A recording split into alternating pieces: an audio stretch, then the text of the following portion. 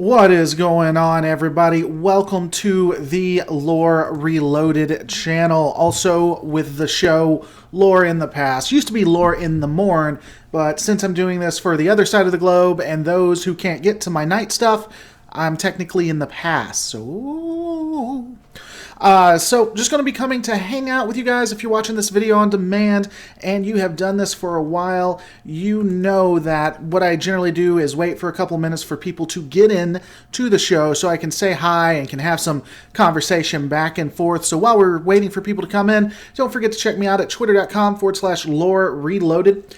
Really excited. A lot of the stuff that I talk about, giveaways, new stuff that's coming up, as well as just interaction with me and to see stuff outside of just the lore. That's a great place to interact. And of course, if you always want to help the channel, help me expand, and make sure that this show is the best that it can be sure to help me out at patreon.com/lore reloaded. A lot of big changes coming there, including ways that you can help decide what content is going to be done. But with that in place, let's see who is all here. First, I'm going to give a shout out to BlueBrick0701, who can't stay, has to go to work. Going to say hi, enjoy work, either that, or you can always just quit work.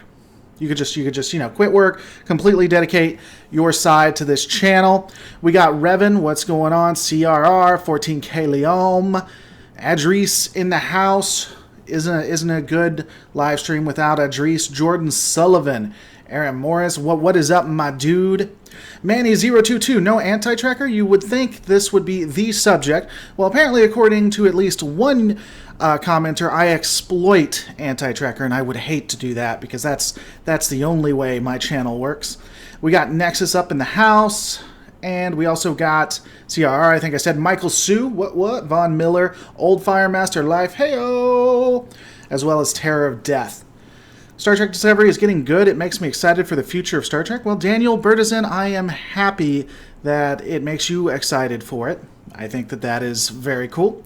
Nexus, lore between the classes. What is the day of today's talk?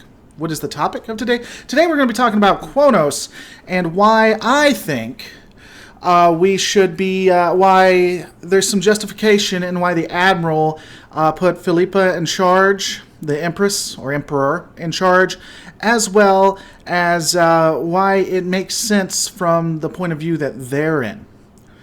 So, and again, as I just say, we can just get into it. Of course, this conversation is based on you guys, so whatever you want to talk about, as always. But ultimately, so I'm not saying it's very Starfleet. That's the first thing that I'm going to go ahead and put out there. Yeah, Klingon Disco Inferno. I don't think that it is very Federation. But I will say this. Given what we've been presented with, given what I see happening to Starfleet, they've lost 20% of their territory. The war is quote-unquote lost. Basically, they're just being carved up. The Klingons apparently have taken Starbase 1, which is 100 AU from Earth, and yet still has an M-class planet next to it. Yeah. So, and Earth is about to be taken, even though Earth should already be taken, because Starbase 1 is at Earth, but whatever. I think that they're desperate enough that they would start to look at these options as viable. If you take a look at Sarek, and, you know, Trekker has said that this isn't what Sarek would do. That's not in his character. He knows the original series better than I do, so I'm going to take his word on that. But outside of Sarek the character, there is a certain logic to it. Yeah, there's going to be spoilers here, just so everyone knows. Federation tactics, Starfleet tactics have failed them. They've lost because they were Starfleet. They were doing it Starfleet's way. So now that we've lost, what can we do? Destroying the home planet to stop them does make sense. And then if you have this evil emperor who can do that, who can win the war for you, but she wants to be captain, she wants to be put into a little bit of power, I don't know that that is a bad I don't know that that is a bad deal, honestly, when you weigh what you're losing versus what you get. It is in stark contrast to the video I put up where I was just having some fun between Axanar and Discovery, because I think people in Axanar made better decisions than Discovery. But I don't know. What are your guys' thoughts? Is this something that is justified? Also, I don't know why I wear those. I wear those out of habit. I'm not listening to anybody, so I can just sit here and talk to you guys. Let me turn that off so you don't hear that in the background.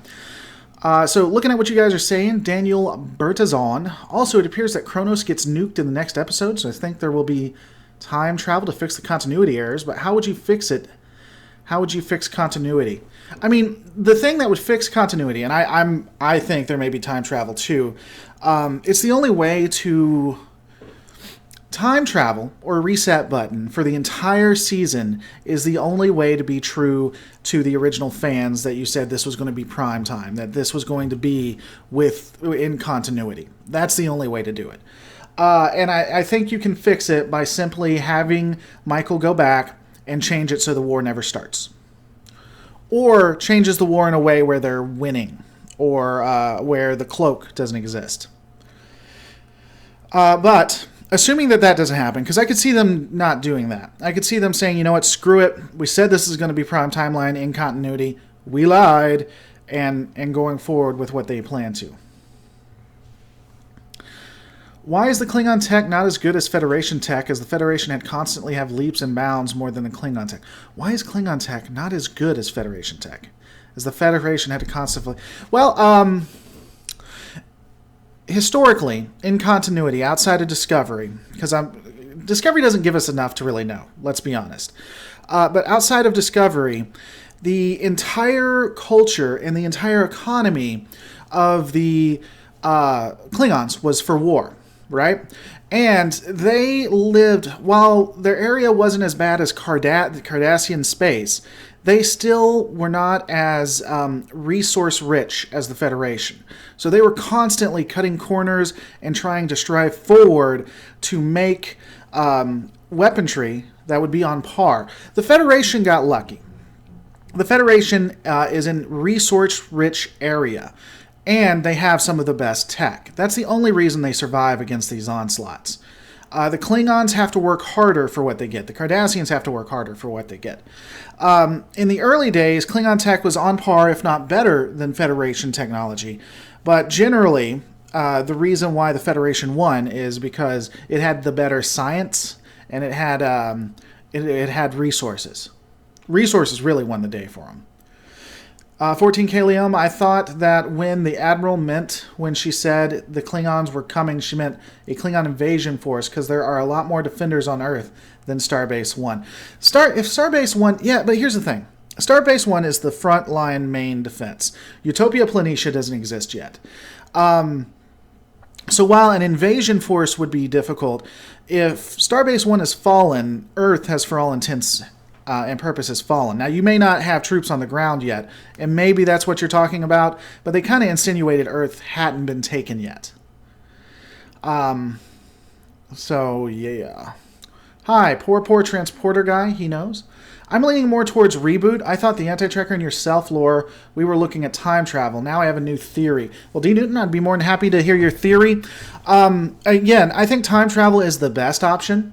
I don't like that they're resetting an entire season, but I think it's the best option to stay in tune. Or another option would be to have them appear, this be an alternate universe, and have them appear in the prime timeline. And so the next time they jump, or due to the explosion, the destruction of Qo'nos, they appear in prime timeline. I love that a Terran is in charge of a Federation vessel. I think that's very interesting, especially since she eats Kelpians and pointed it out to the XO. I mean, it makes sense, Nexus. I mean, it makes sense to give this evil Empress the power to nuke the Klingons to hell, because she will do it without losing sleep over it. However, if we destroy the Klingon homeworld, yeah, that will just piss off the Klingons more. Not necessarily. I think the reason why they want to nuke it is so that the Klingons will back off. The Klingons in Discovery aren't what I would say. The original series movies did Klingons appropriately with honor. You can do things with honor and not be stupid. Discovery is very stupid when it comes to honor. TNG did that in spades, and DS9 did it a little bit. I think that they will show the Klingons to back off because a superior power has bested them, which is not how it worked in the original series movies specifically. But I think based on the way the Klingons are designed here, that it will work, if they did it. Now, I don't know that they'll actually go through with it, because I don't think that Michael likes it. And if Michael doesn't like it, then it's not going to happen. It may be where they do go through with it, and Michael then sends them back in time to do the reset. I could see them doing that as well. D. Newton says, I think we might be looking at winning my Michael being so awesome. I think we might be looking at a scenario where Michael being so awesome, the Klingons respect her so much they call a ceasefire. Kind of fits with what we've seen with the character. So you're saying that she does something so honor-bound that because of her, the war ends. I could see that. She says, remember, in last episode, they said, I started this war, I need to end it. So maybe that's how they loop it around. She battles like the Chancellor or a Kahless. I could see them having her fight Kahless. I don't know how, but I could see them doing it. Discovery is basically only captained by Terrans, LOL. I mean, in theory, I think the entire crew is somewhat Terran. I don't, they made this to be a big deal, but this crew, well, some of this crew is from the Shinzo. Do not knock that open. Yeah, like that. Don't do that. This crew is from the Shinzo. Some of the crew is from the Shinzo, and they didn't mind bombing a Klingon body. So when the Klingons come to collect their dead, they implanted a bomb onto the body. So they're basically halfway to being Terran anyway. So I don't see that as necessarily a too far of a stretch. It's a theory, a Star Trek theory. Lore, I need an article that season 2... I read an article that season 2 of Discovery will start filming in April, but I read another article that said that production began back in November. I don't know, nor do I care, if I'm honest. One second.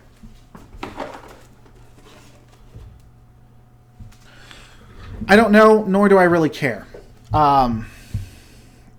Because I don't think they know what they're doing. I think that this is not I don't think this is a consistent story, a consistent arc.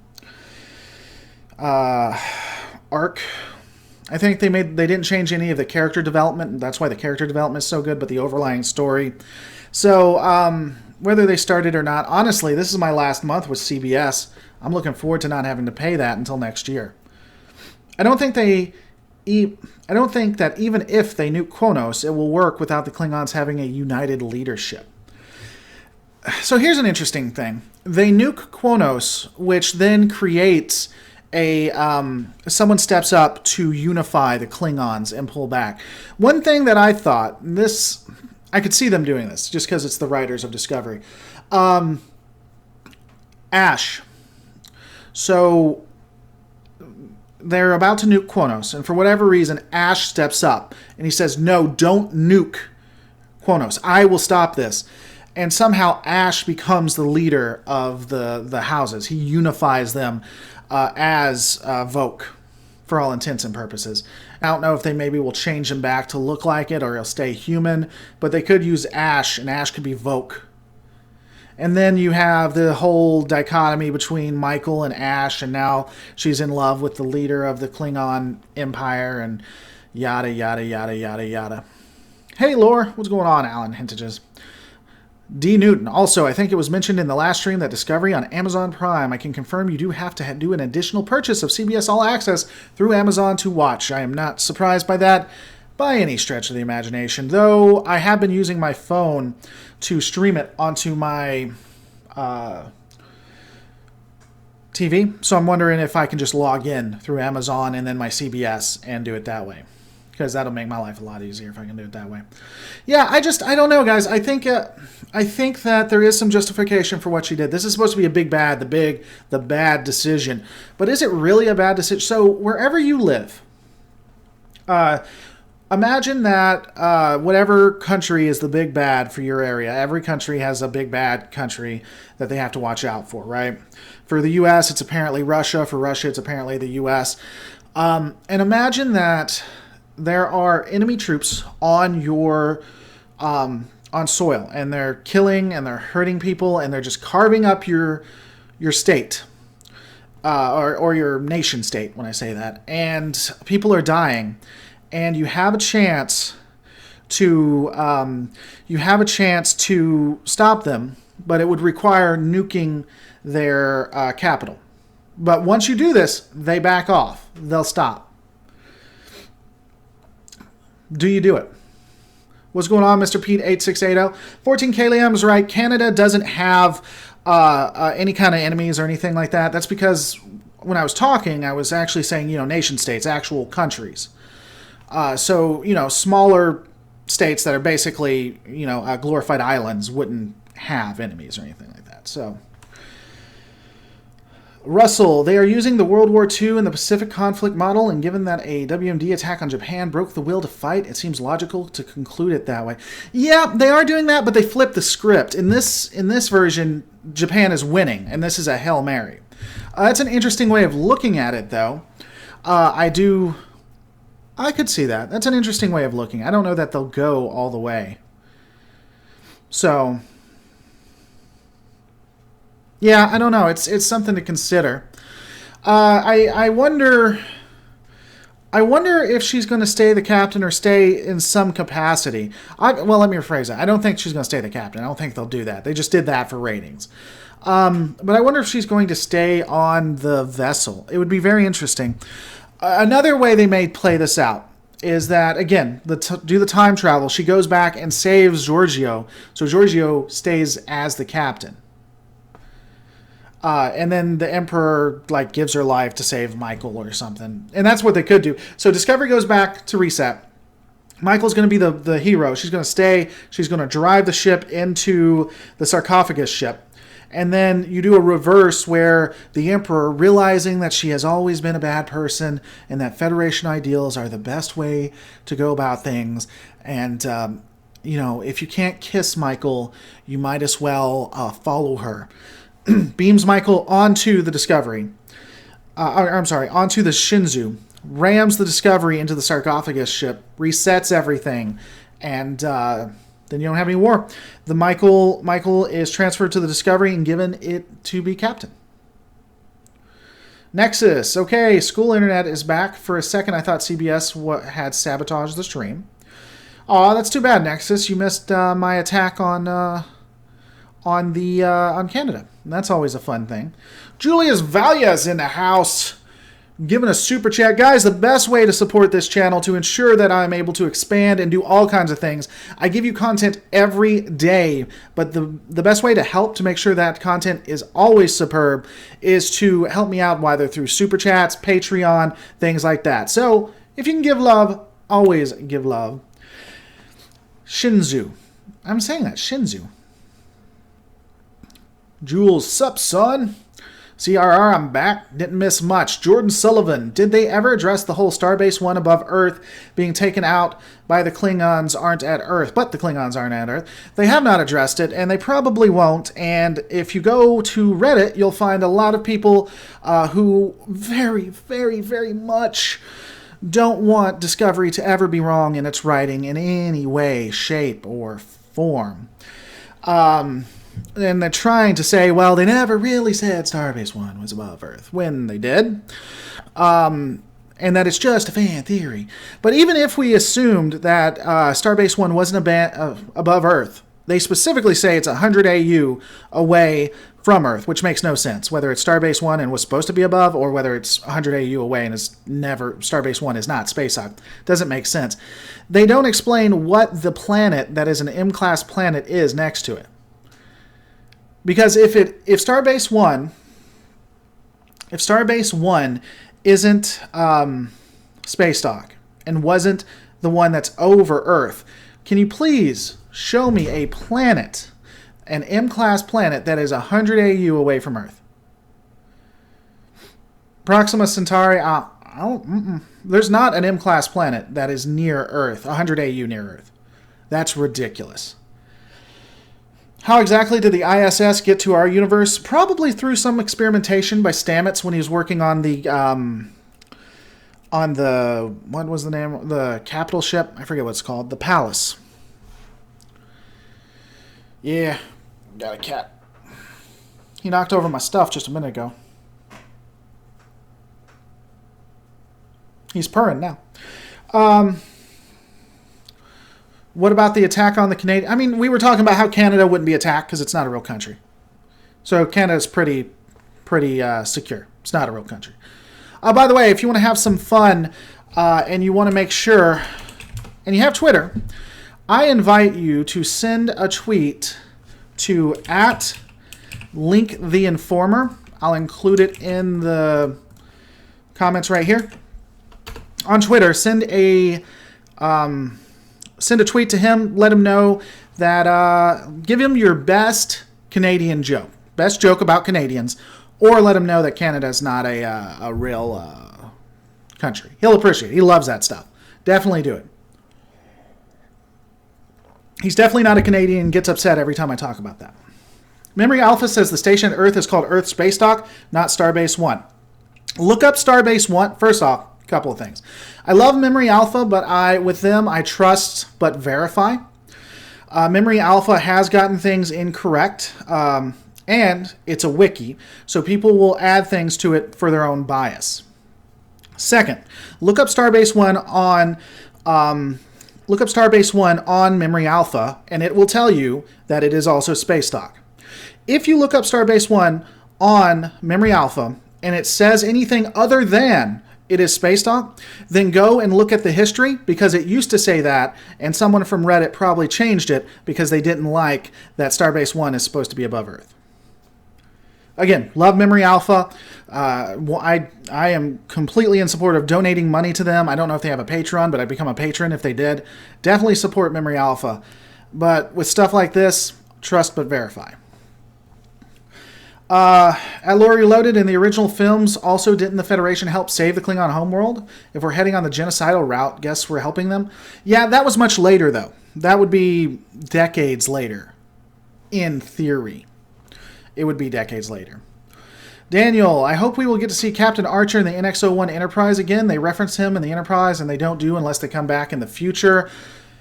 Wouldn't he be pretty old? He'd be pretty old and Admiral.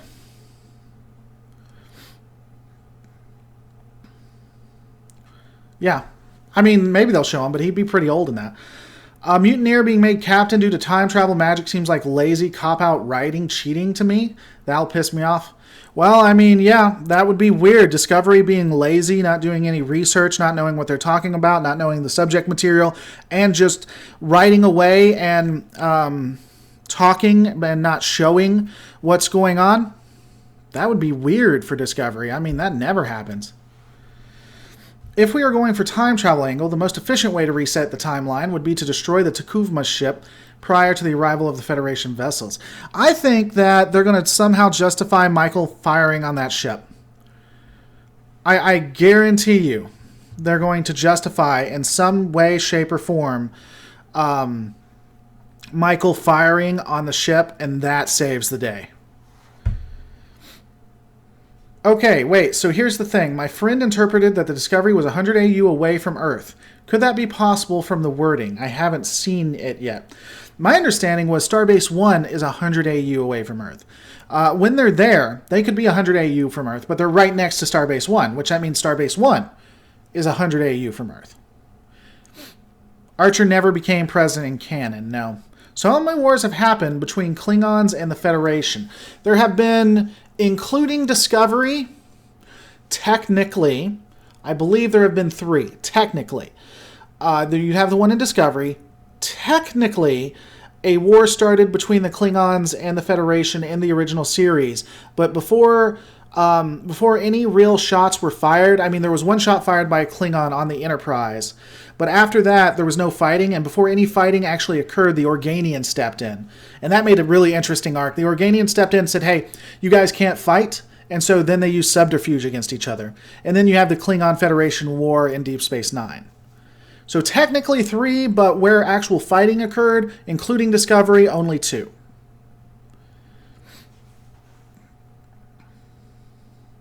Okay, I'm so confused with that. I'll have to binge watch it all Sunday, says Nexus. What confuses you? I will attempt to. 100 AU from Earth is 100 times the distance from Sun to Earth. That's as far. I don't think it's that far. And even if it is, I'd be interested to see what planet is 100 AU, because that's still close in comparison. AUs aren't that far when you can travel faster than light. 14 Kelium up in this house. Do you think we'll see a Constitution-class ship in action? Maybe. I think that if they do the time reset, or they do the alternate universe, where they go to an alternate universe, which is actually our prime, we'll see a Constitution class. I could see them putting that at the end of the finale to get people hyped.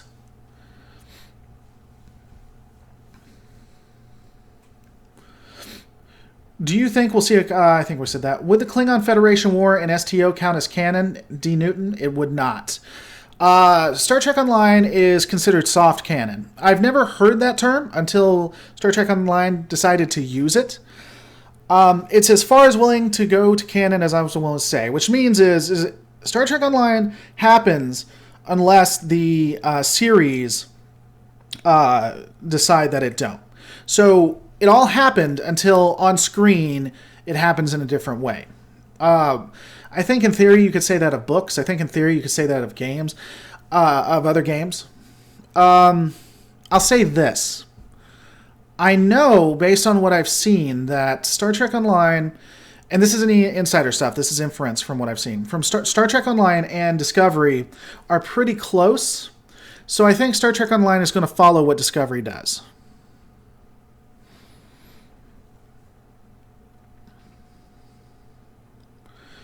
In a Mirror Darkly, when Hoshi looks up Archer on the computer, it says he was a UFP president from 2184, 2192. I'll have to look that up. I don't remember that.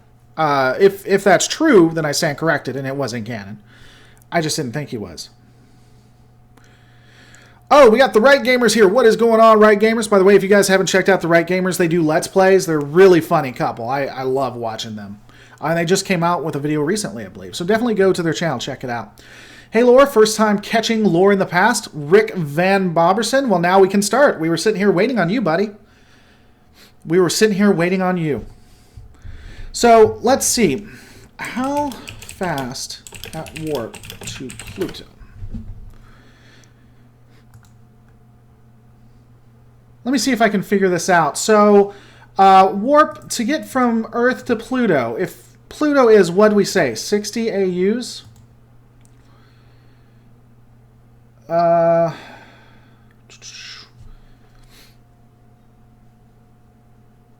guess we'll have to take a look here. I'm not going to sit here and read it, but I think Warp 1 to Pluto was what? Or Mars. I don't know. You guys look it up, because I got to sit here and entertain you. Starbase 1 orbits Sedna.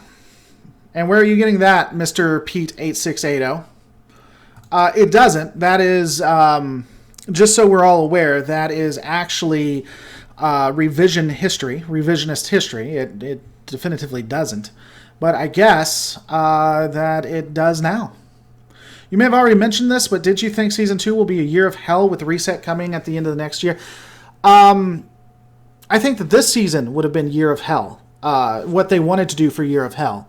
Which would have been interesting. Voyager was supposed to have a season long where things just get utterly destroyed.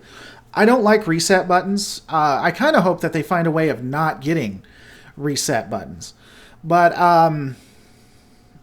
yeah. I'd like to see them get a way out of it. Well, let's look up Sedna. But I think they're going to do a reset button. Star Trek Sedna. Is it also named Ednus? Eris? No, that's the name of a ship.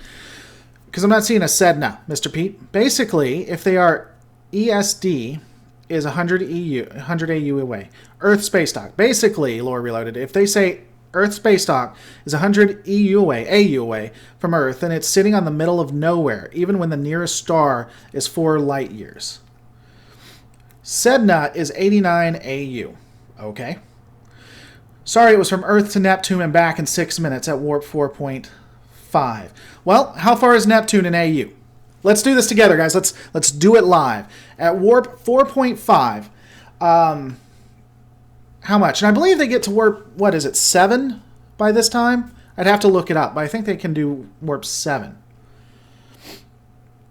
Earth and Mars are 225 million kilometers apart, which is equal to 12.5 light minutes, making the journey from Earth to Mars, if a straight line course, was probably 12.5 minutes at warp.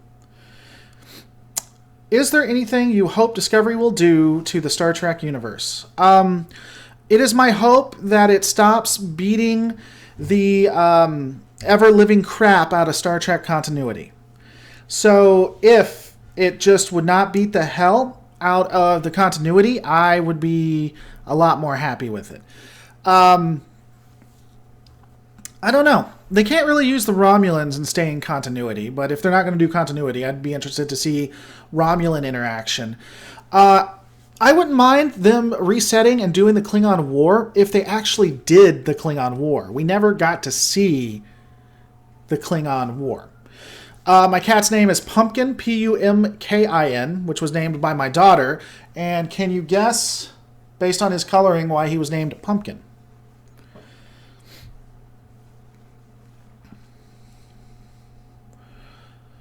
What if the mycelial network is like the anomaly from TNG, all good things, and that the anomaly from TNG was created in the future and is spread into the past? I mean, it could be, you know. This could also be a fevered pitch dream from Michael, for all I know. I mean, I could see them doing that. I love how I'm sitting here doing distance math, and my next class is calculus, which I hate, says Nexus. Man, I barely passed calculus, man, so you're doing better than me. I could not do all that. The way the writers are changing canon, they probably changed distance. Yeah, they probably did. When they said 1AU, they meant that it's, you know, basically next to Qo'nos. Starbase 1 is next to Qo'nos, and Earth is still where Earth is supposed to be. Sorry if you answered. I had to do something. Didn't we help save the Klingon home? Yeah, I did actually discuss this. We helped save the Klingons because their moon blows up, or the Federation Starfleet does, and that's decades past, though. That would be, what, at least, if it's 10 years before Kirk hits the Enterprise, after that, it's at least 20 years, 30 years away, maybe. Michael Spillman with the math. 89 divided by that is 89 divided by 31 is 2.87 continued. And 8960 times that be AU 6360, 17.22. So 17 minutes is what they're saying. What continuity issues are you referring to? Asked Melandrix. What continuity... Okay. What continuity issues am I referring to when I talk about continuity issues with Discovery? Where do we begin? The existence of the mycelial network that is never ever brought up ever in future series. The Terran Empire existing and having a huge impact and it not being known by anyone, even if they tried to hide that. A massive Klingon Federation war where the Federation completely lost, losing 20% of its land, massive amounts of damage, and people being killed to result in it never being mentioned ever again. The Organians not stepping into this war, even though they had a huge issue with this war during the original series. Man, that's just off the top of my head. I mean, if I really think about it, the existence of tribbles before we knew that they existed. I mean, the holographic technology. Not that I have an issue with the updated graphics or anything, but I mean, if you're asking me what continuity issues, holographic technology, do I need to keep going on? Why in nearly every Star Trek series are humans and Klingons in conflict with each other?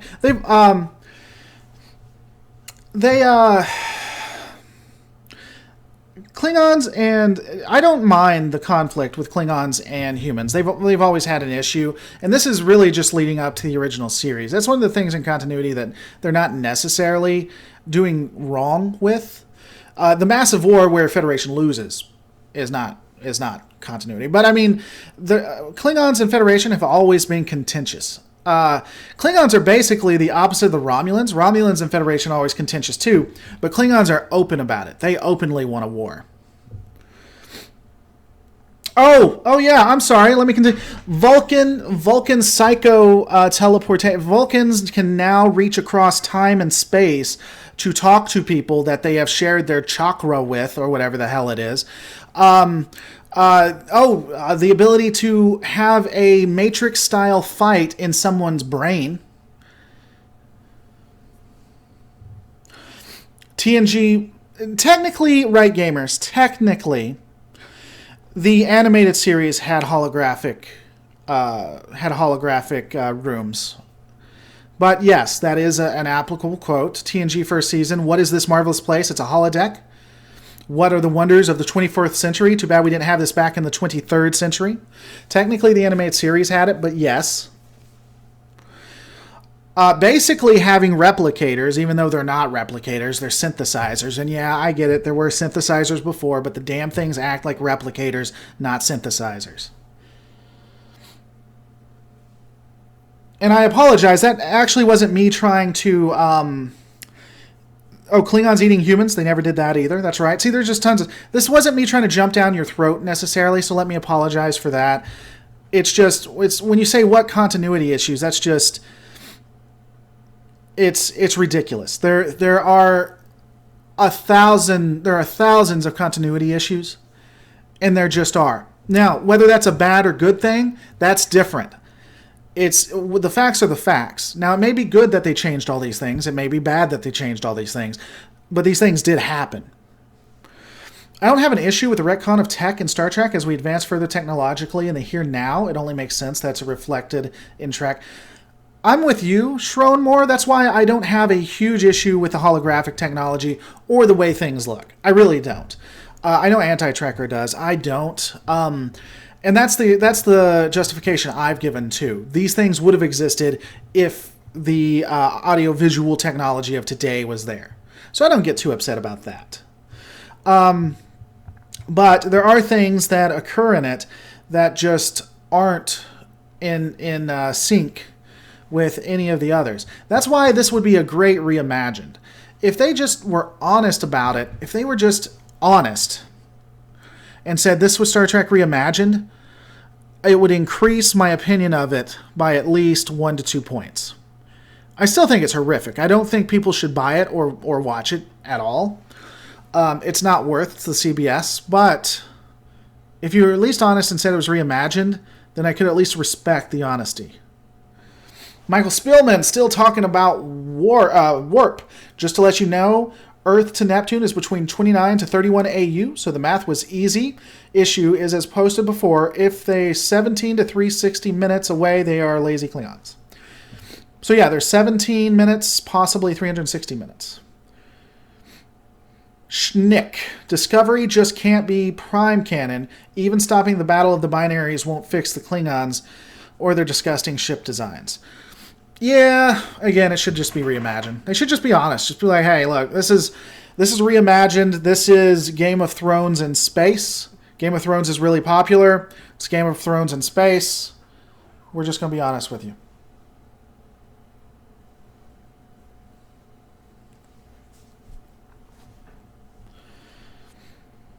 What is the difference between a hollow suite and a holodeck? I think you meant hollow. Holla back, girl! That's what I always assumed. A holodeck is a streamlined, smaller version of a holosuite. I imagine that holosuites can do a lot more and are a lot more powerful than a holodeck. How that looks like or what that can do, I mean, all of that's theory. But I think holodecks are just smaller versions of holosuites, and holosuites are the good stuff.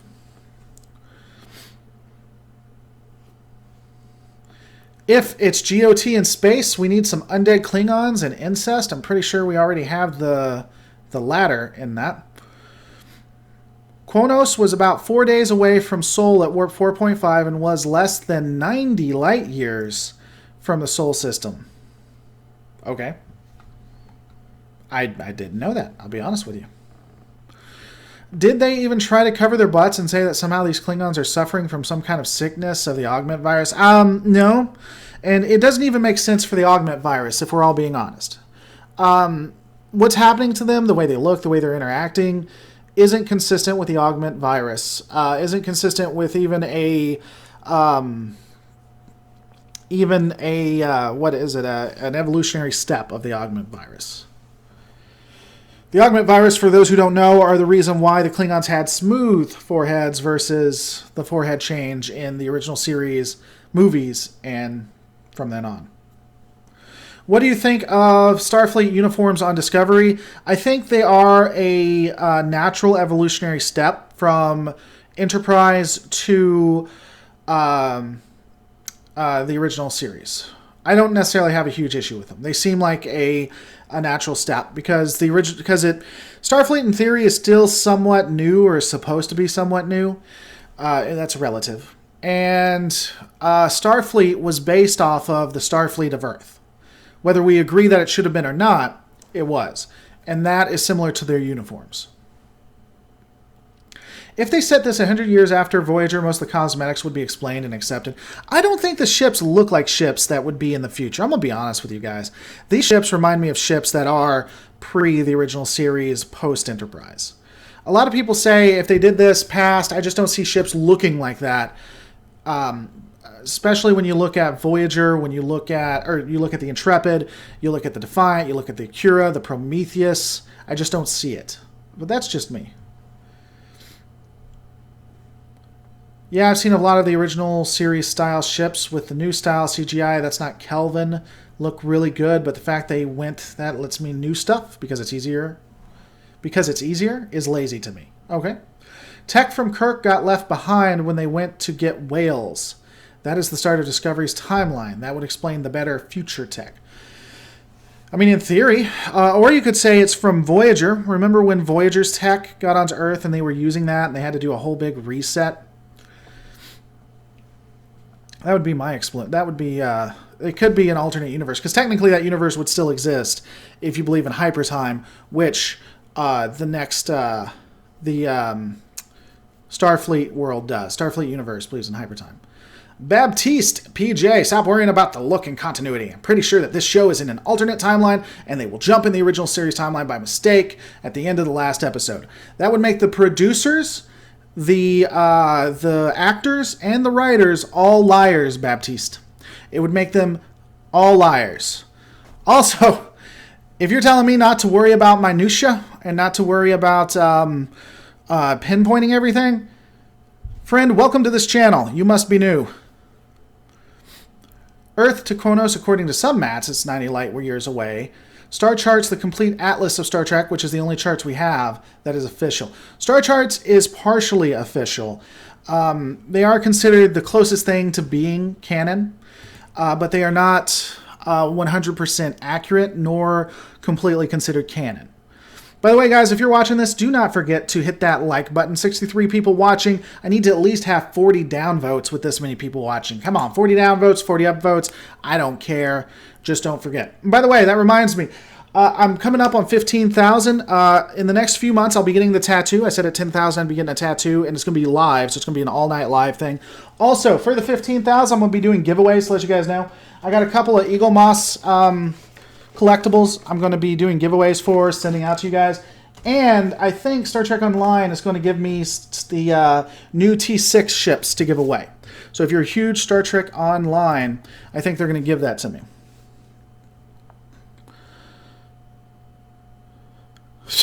That should be a shirt for how many times you say, welcome to the channel, you must be new. Well, what happens is and I'm thankful for it. I love that we can sit here and talk and so many people come to have a conversation, but people will just randomly join not knowing what the channel's about, and then they'll say, why are you so stuck on something? That's the channel. Welcome. So anyway, that's read that. Voyager time travel works best, explains the spore drive. It's above transwarp tech, so that would help make sense of the mess. In last week's After Trek, the guy playing Lorca, Jason Isaacs, pretty much apologized for lying about mirror universe theories. This actually means the producers still be lying about time retcon that we wait. Yeah, they're liars. Straight up, they lie about stuff. They'll lie to keep you off guard on what's going to happen. So they can't be trusted in that. By the way, I thought I was making a positive comment. I don't see why you took it so negative. Well, allow me to apologize, Baptiste. When I read it, I did read it as a snipe at me. So if it wasn't a snipe, I apologize. I still disagree with it. So I tell you what, Baptiste, how about this? To make it better, I'm going to dance for you. Even though there's no super chats, I'm dancing for Baptiste. Yeah. Hey, dude, I have a fanfic idea, and I want your thoughts on the idea. Okay, Marquez, hit me up with it. Maybe Janeway flew back in time even more and created the Mycelian network to get revenge on the universe for putting 7 of 9 on her show. That's horrible. I hate that those two in real life didn't get along, because I did like the interaction between Janeway and 7. I really did. I like 7. I like Janeway when she's written competently. Yeah, so now I'll do a dance for you, Baptiste, but I'm going to put it behind a paywall. That's exactly what I'm going to do.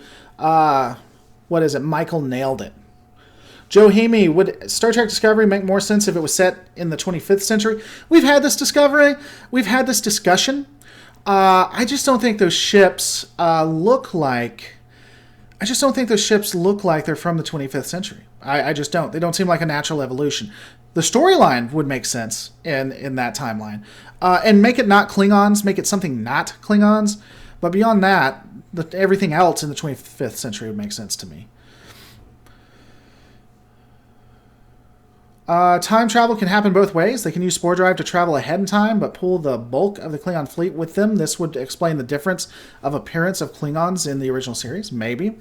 Question. Does Michael Sue kill Georgiou in the next episode or next season? I don't think she'll ever kill Georgiou. I think they're going to have a redemption plot on that. I think Emperor Georgiou is going to be... what's the word I'm looking for? Re-educated comes to mind, but that's not what I'm trying to think. She's going to be saved, and I think that at that point of being saved, she'll give her life, and then the original primetime Georgiou is somehow going to be saved, and they're going to have Michelle Yeoh on the show consistently. Basically, it'd be an AU on the aftermath. An AU of the aftermath of Wolf 359, where the Federation creates a military, and the story would be about the formation of it. That's another thing. This is why I don't think the continuity works here. You're telling me the Federation lost this massive, massive war with thousands to hundreds of thousands to millions of people killed. They finally won somehow. We don't know how they win, but let's just say that they stay in this continuity and they won. The original series was militarized. It was definitely more militarized than the Next Generation. But I don't think it would make sense for that to be where it stopped. Honestly, after this war, I would expect to see a Terran Empire-style military. Maybe not with Terran Empire values. It would be like Deep Space Nine, after Deep Space Nine. They would build ships to fight. To fight and to fight hard. You would have the original series versions of Prometheus ships everywhere.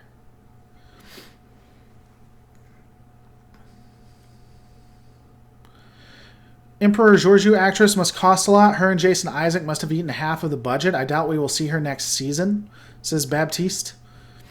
I really think the reason we see her a lot on, it's my understanding that she's the wife of the owner of CBS, maybe?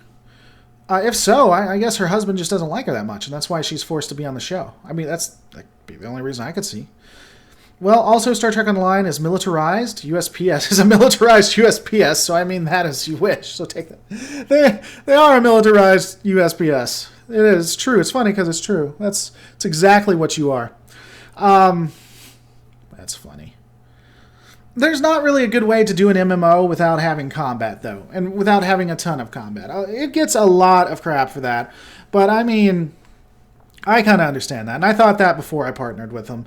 Of course, people are going to say, well, you have partnerships, and with the partnerships are all done on my terms, and I don't accept any money from anything I've ever promoted. I've never accepted, not one dime. So, you know, my opinion is that that's the only way I'd know how to do an MMO. Maybe other people have a better. How many do you think died in the Dominion War? They barely mentioned casualties. They actually did mention casualties here and there. The funny thing about Deep Space Nine is the writers weren't concerned about the minutia. They weren't concerned about the minutia at all. So as an example, I think these are the exact numbers, but they may not be. They say 800 million Cardassians died, and about 1 million Starfleet officers died, or 10 million Starfleet officers died. Something like that. That's ridiculous when you're looking at the alpha and beta quadrants and how many species are there. But they weren't worried about that minutia. And another thing is as humans, we don't understand big numbers. We don't. So if they were to say 4 quadrillion people died in this conflict, with 3 quadrillion being Federation officers and civilians, that makes good sense. That makes a lot of sense. But as humans, we don't understand that. We understand 3 million people being killed. We've seen that happen in our Earth's history. But we don't understand quadrillion. Good for you at lore. Conflict is good for MMOs, but the way Star Trek Online does the conflict or the orbit federation, no matter the character you make, is wrong. Okay. I don't exactly understand when you say the orbit federation. Whether you agree with the way the conflict is done, that's all personal preference. And I can understand people not liking that completely. Nexus, that's a lot of people, period. Yes, I agree. I'm not saying 3 million people isn't a lot of people. It is a lot of people. It's a lot of death. But when you try to do realistic numbers, it's hard to do. What? There's absolutely no way the casualties are in the quadrillions. Okay. First off, the quadrillions was randomly chosen. So if you're going to nitpick that, that's your preference, but it was really just randomly chosen. But if you have the reason why I would do a very high number like a quadrillion would be because you have the alpha and the beta quadrant, both brimming with life, with planets that have billions upon billions of people on them, and a war that went on for, 2 to 3 or 4 years, maybe, that consumed entire planets. So maybe not quadrillions, but very higher than humans would probably understand. Make a Romulan character and eventually you become a Federation character? Same for the Klingons? I did not know that. What do you think of the subjected species in the Klingon Empire? Would you like to have Discovery explore those? That would be interesting. It would be interesting to see the Klingon Empire in its current state. We don't really get to take a look at that. The way the lore goes, the way it's written, it really seems to me that the Klingons subjugated and were very harsh to their citizens. By the time of the next generation, slowly the citizens were given their own autonomy and became members. And this is one of the huge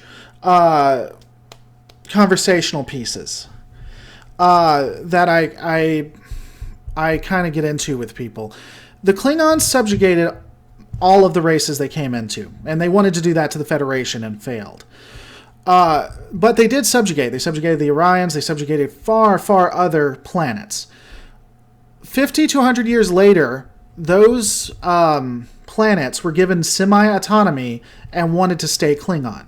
That's why I believe if the Dominion had defeated the Alpha Quadrant, ultimately you would have people who would just want to stay Dominion subjects, because they've always been Dominion subjects. And yeah, so let's go back to the numbers when it comes to the Dominion War, since we're wanting to stay on that. How many people are on Earth? There are 7.442 billion people on Earth as of 2016. Entire planets were destroyed. Entire populations removed, right? Let's say that 5, if you did that to 10, that's 70 billion people, right? 74 billion. And that's just 10, and it was in an entire quadrant, 2 entire quadrants battling. And 7.442 billion people dying is hard to understand. Millions are easier to understand. But Klingons never subjugated Romulans. That can be easily proven since we first get a glimpse of Romulans in the original series, according to the lore. Sure, Damon. I don't think I ever said that Klingons ever subjugated the Romulans. I said they did the Orions, or the Orions, depending on how you want to say it. I think that when they bumped up against a foe they couldn't defeat, they started talking to them.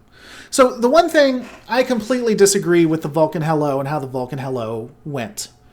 Completely and utterly. Makes absolutely no sense. But I could see the Klingons starting a fight, starting wars. When they first meet someone, when they first meet another entity, they are they're brash, they're hostile, and ultimately it leads to war. And then once the species shows they can fight, then they back off and make peace with them. That is their MO. What they can't subjugate, they befriend. Well, what they can't subjugate, they do cold wars and ultimately befriend if that foe shows that they can be honorable.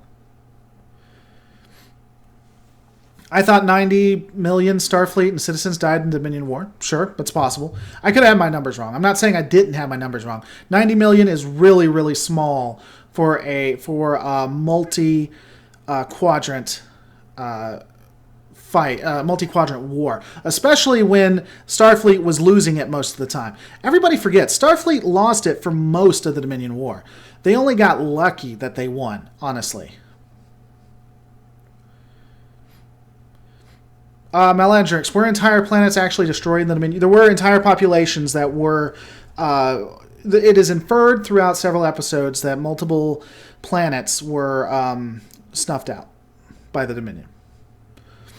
I'll try to do a video on that. When I do the Dominion video, I still do the Dominion War series. I just haven't done it in a while. That's going to be included in the Dominion video. There was the Dominion bombardment of Cardassia. There was the Maquis bioweapon attacks and all the ground combat that they don't go into. Also, they do casualty count by initial Klingon-Cardassian conflict. Yeah, the writers didn't care. They didn't talk about death tolls a lot. The writers were more interested in showing the war, not necessarily the minutia of the war. And that's fine. They wrote a really good story, so, I mean, I can't really get upset about that, right? Star Trek has a habit of having colonies wiped out, but those colonies tended to have populations of a couple of thousand humans, and in a state of limitless leisure, the population should explode. That's the original series. Deep Space Nine, well, Next Generation did that too. Deep Space Nine was better about that. They had more substantial populations.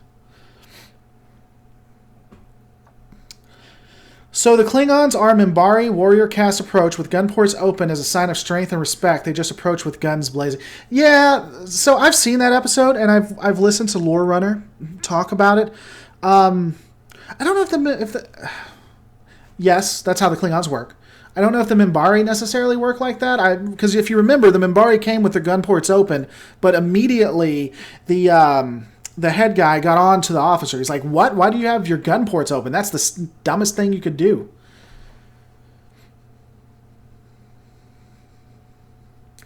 When I heard that the Vulcan hello, I thought, "What? Yeah, it's stupid. That's absolutely anybody who justifies that is just silly." And the Klingons attacking Earth would disregard that quote from Martok when the Breen attacked Earth. Even my people never attempted that. Yeah, look, Martok, I don't think Martok could even say that with, if they attacked a planet, there's not a planet that's 100 AU from Earth, that's just silly. But if they did attack a planet and a station within 100 AU of Earth, they've effectively attacked Earth. That is just a technicality by that point. Martok, I don't think, would have never said that if that was in the canon. I just think they really don't care about continuity. They don't. Are you saying Klingons will look for a reason to end the war, and Priest will say truth will point to itself, and so they will embark on discovery, get Michael, and find out he carries the Kahless soul? Yes. Yes, that's exactly what I think. Yeah, Michael, maybe I misunderstand the Minbari. That definitely the warrior caste of the Minbari might keep the gun ports open as a show of strength, but Dylan was an idiot. He was an absolute idiot in Babylon 5. Dylan started a war and got people killed. He did not need to. Yeah, so for those who haven't watched Babylon 5, having your gun ports open is basically having your weapons hot and basically able to attack, and that's exactly what they did. And that was dumb. Dylan's response to that was dumb. Michael Spillman, Dylan was a she-big guy. Are you sure about that? I thought the captain was male that attacked.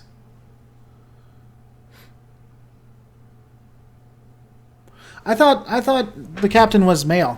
I could be wrong on that. It could have been a female captain that attacked first. But what's interesting is when you're watching those two, the backstory to that in Babylon 5. What I really liked is right before that, the Earth had been in a war that they had won, and so now they're interacting with the Minbari, and they're coming off this war they had won, so they are kind of pompous and egotistical. It's interesting. I haven't watched all of Babylon 5. I haven't watched the complete series or anything, but that arc I did actually watch. I could have sworn Dylan was. I could have sworn the captain was male. I stand corrected.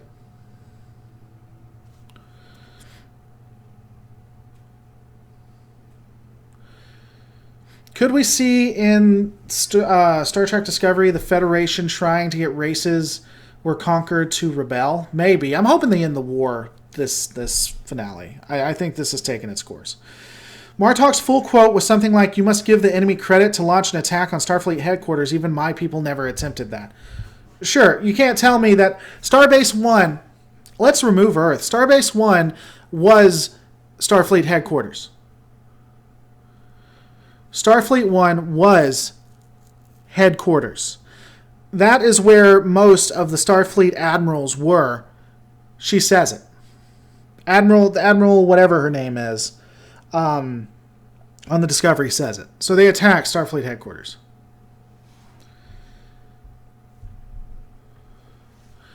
Captain of the ship was, but Dylan wasn't.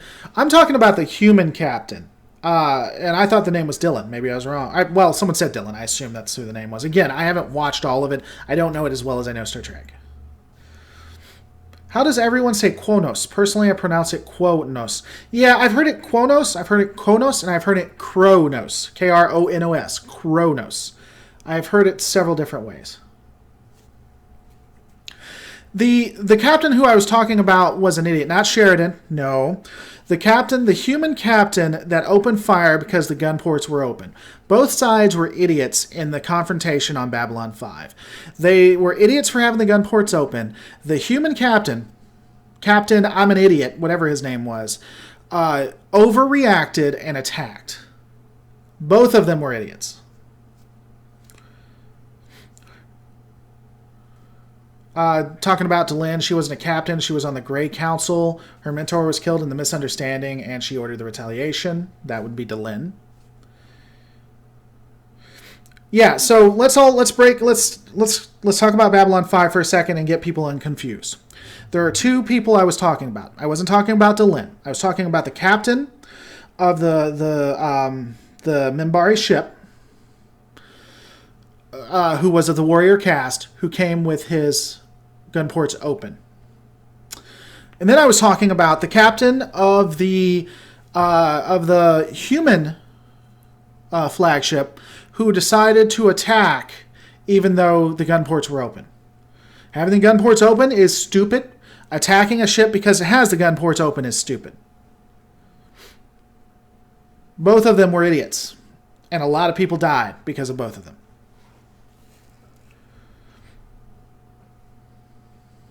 Qo'nos is going to burn. No longer the Prime Universe. It hasn't been the Prime Universe for a long, long time. Captain Minbarian. Idiot. Yeah. Definitely. I mean, we can look it up. We can use the old Google machines. So, I'm about to end this, guys. You guys have anything you want to talk about before I get off? I am really glad Lore in the Past seems to be gaining steam. I like doing these things if you guys like having a conversation. The channel's a discussion, so if people are into it, then I'll definitely do it.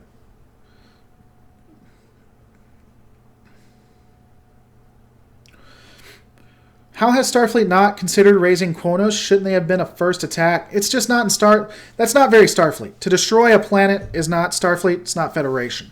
So them not considering it, I'm not necessarily mad about, especially if you're of that mentality.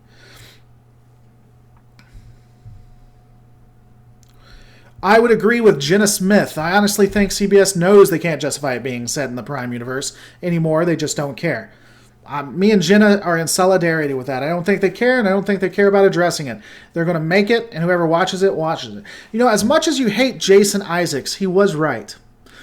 Even if you hate the new Star Trek or the new Starfleet, you're going to watch it anyway. And for some people, that's just going to be true. And they can do whatever they want, and people will watch it, because it's Star Trek. Lore Reloaded, do you think Saru will become captain, or will the Admiral assume direct control? Saru or Michael will become captain. Oh, Pete, you got to go? See ya, Pete. I'll be leaving soon, too. I think that's maybe why he's saying bye. The war has been going on so badly, they're allowing a Terran to lead the attack. Shouldn't such a desperation have led them to... let me finish it so people who are watching know. Shouldn't such a desperation have led them to considering a prior Qo'nos attack? I don't necessarily know, because if you have a mindset, even when you're losing, you may not think that outside of the box. If every time someone comes, I'm trying to think. If you have a mindset that you've always done, even if that mindset loses, thinking outside of it might not be something that comes up.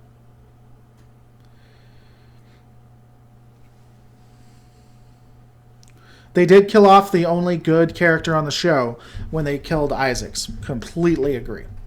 Well, I'll say this. Saru and Tilly are coming around to me. Michael is, as long as it's not a Michael-focused episode, Michael is bearable. Don't really care what happens to Ash. Stamets is good, too.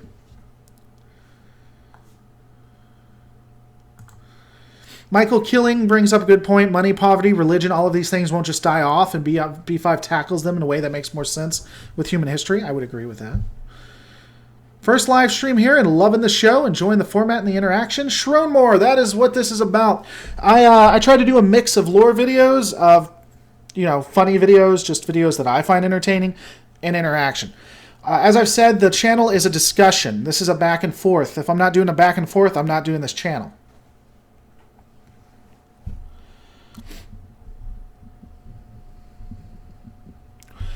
From Memory Alpha, Starfleet Headquarters. Starfleet Headquarters was the administrative center of Starfleet Command, located in California on Earth. Okay, but all their admiralty was on Starbase 1. So, I mean, you can sit here and say, Tennessee is the capital of the United States. Now, all of our forms of government, our military, everything is based in Washington, D.C., and that's where all good post goes. That's where all delegates go and everything. But Tennessee is. What you say and what's realistic are two different things.